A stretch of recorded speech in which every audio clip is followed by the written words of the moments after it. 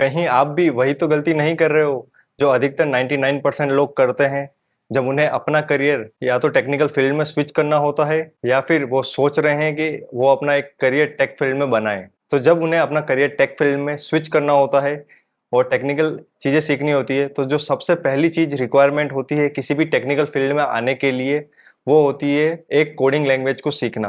क्योंकि coding language के बिना टेक फील्ड में आना बहुत मुश्किल होता है और एक हाई पेइंग जॉब लेना नामुमकिन होता है। ज़्यादातर जो लोग गलती करते हैं, वो क्या करते हैं कि वो जब उनको टेक्निकल फील्ड में जाना होता है और उन्हें पता होता है कि उन्हें एक कोडिंग लैंग्वेज सीखनी है, तो वो यूट्यूब पे आते हैं और सर्च करते हैं most easiest language to learn, और जो लैंग्वेज जल्दी सीखी जा सके। तो वहाँ पर उनको बहुत सारी वीडियोज़ देखने को मिलती है, जहाँ पर सभी के सभी लोग एक ही तरह की चीज़ बता रहे होते हैं कि आपको पाइथन सीखनी चाहिए।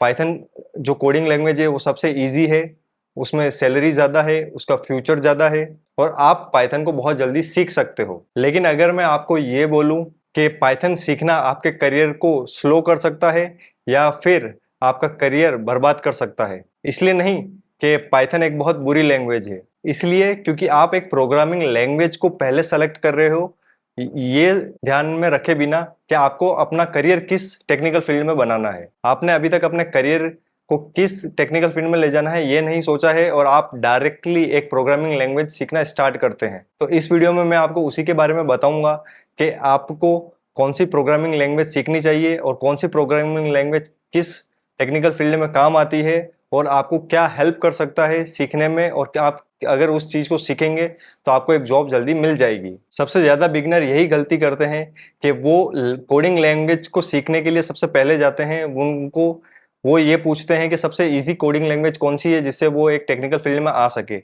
जबकि उनको क्या ध्यान में रखना चाहिए कि सबसे पहले उनको रिसर्च करनी चाहिए कि किस करियर को उनको चूज करना है और किस करियर में वो आगे जा सकते हैं। तो उस करियर के हिसाब से हम एक प्रोग्रामिंग लैंग्वेज को सीखते हैं। आपको इस चीज का ध्यान रखना होगा कि प्रोग्रामिंग लैंग्वेज सिर्फ एक टूल है। इसको एक एग्जांपल से लेते हैं कि अगर आपको पता है कि आपको क्या कुकिंग करनी है, तो आप उसके लिए इंग्रेडिएंट्स को खरीदने जाएंगे। आप कभी ऐसा नहीं करते हैं कि आप पहले सारे इंग्रेडिएंट्स ले आते हैं और उसके बाद आपको पता चलता है कि अब मैं इनसे क्या बनाऊं। उसमें आपका एफर्ट भी खराब होता है, उसमें टाइम भी ज्यादा लगता है और आपको जो बनाना है वो आपको पता ही नहीं है और आप हमेशा कंफ्यूज रहेंगे। ऐसा का ऐसा ही कोडिंग में होता है।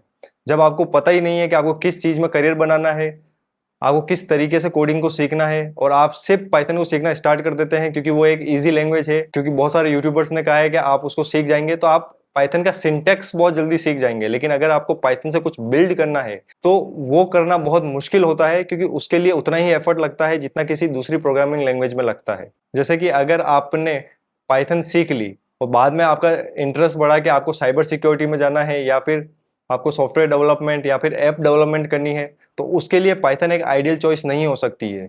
उसके लिए आपको अलग अलग प्रोग्रामिंग लैंग्वेज को सीखना पड़ेगा, क्योंकि उन सभी प्रोग्रामिंग लैंग्वेज का अपना अपना वर्क होता है। तो सभी लोग पाइथन को ही सीखना स्टार्ट क्यों करते हैं?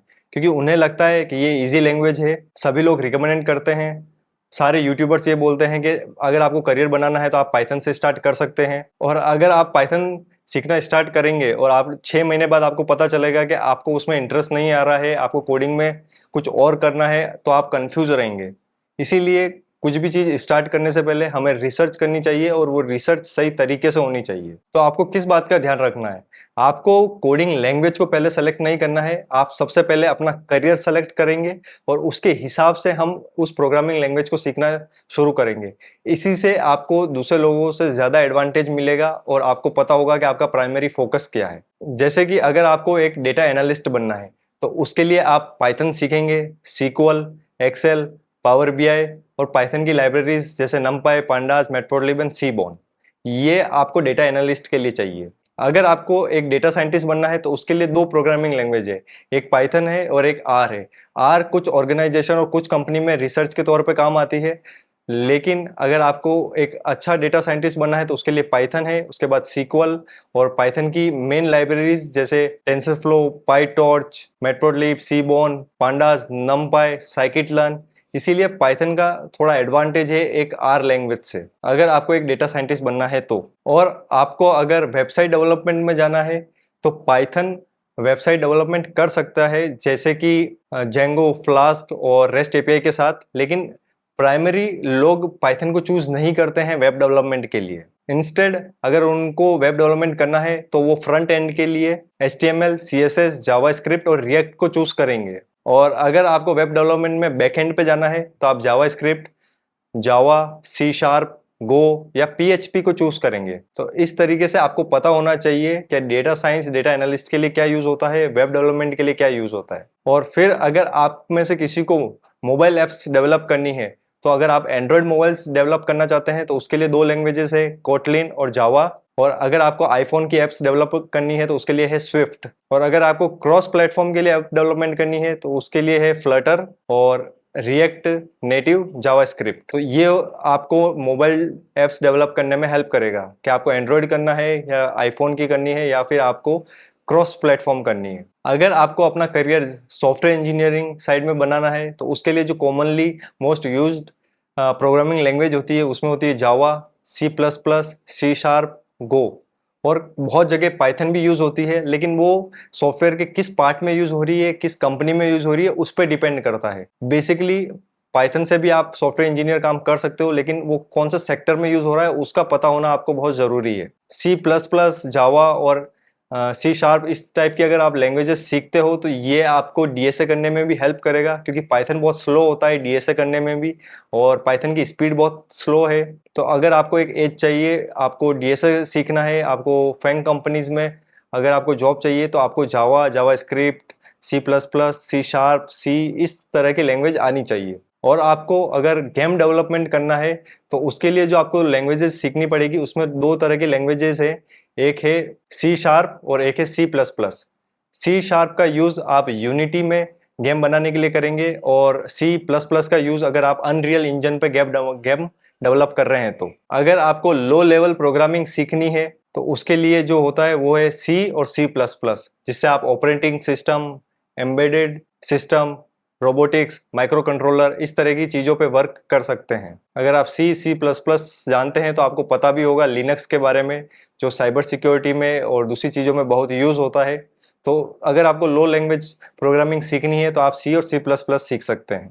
और अगर आपको AI के बारे में सीखना है, AI में आपको जॉब चाहिए, तो उसके लिए कोई डिबेट ही नहीं है। वहाँ पर आपको सिर्फ एक ही लैंग्वेज देखने को मिलेगी, वो है पाइथन। क्योंकि AI का जितना भी फ्रेमवर्क है, जितना भी कोडिंग है, वो सब पाइथन के आसपास ही लिखा गया है और पाइथन में ही वर्क होता है। और अगर आपको साइबर सिक्योरिटी में जाना है तो उसके लिए आपको सीखना पड़ेगा पाइथन, बैश, जावास्क्रिप्ट, सी और सीक्वल। इस तरह की लैंग्वेज आपको साइबर सिक्योरिटी में हेल्प करेगी एक जॉब मिलने में। तो आपको पता चल गया होगा कि आपको अगर किस टेक्निकल फील्ड में करियर बनाना है तो उसके लिए आपको कौन सी प्रोग्रामिंग लैंग्वेज सीखनी चाहिए। पाइथन जो एक लैंग्वेज है वो मुझे पर्सनली बहुत पसंद है। पाइथन ना ही बहुत ज़्यादा अच्छी लैंग्वेज है और ना ही बहुत ज़्यादा बुरी लैंग्वेज है। आपको ये समझना होगा कि पाइथन एक टूल है जैसे कि दूसरे टूल्स होते हैं। पाइथन का यूज आप तभी अच्छे तरीके से कर पाएंगे जब आपको पता होगा कि आप क्या बना रहे हो और किस लिए बना रहे हो। और लास्ट में मैं बस यही कहना चाहूंगा कि आप ट्रेंड्स को फॉलो ना करें, आप ज़्यादातर अलग अलग यूट्यूबर्स की बातें ना सुने। कोई यूट्यूबर आपको कुछ सीखने को बोलेगा, कोई यूट्यूबर आपको कुछ सीखने को बोलेगा।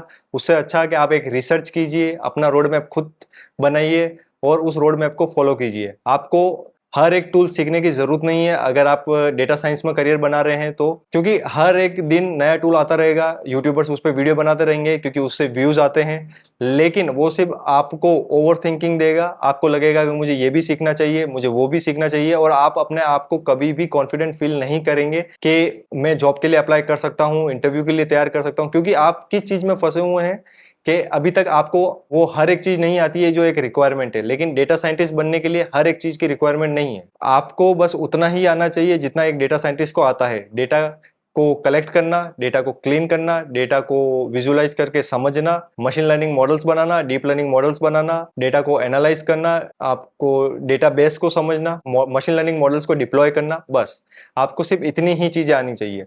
बाद में आपको अलग अलग टूल आप जब जॉब लगेंगे उसके बाद भी सीखेंगे, क्योंकि आप करियर में क्या होता है ना कि कभी भी सीखना, एजुकेशन, लर्निंग कभी बंद नहीं होती है, वो हमेशा कंटिन्यू रहती है। तो अगर आप इस चैनल पर नए हैं तो इस चैनल को सब्सक्राइब करना ना भूलिए। अगर आपका कोई क्वेश्चन है तो आप कमेंट कीजिए, मैं उसका रिप्लाई जरूर दूंगा। इस वीडियो को लाइक करना ना भूलिए और हाई पॉइंट जरूर दीजिए ताकि ये वीडियो रैंक कर पाए। तो अब हम मिलेंगे हमारे नेक्स्ट वीडियो में।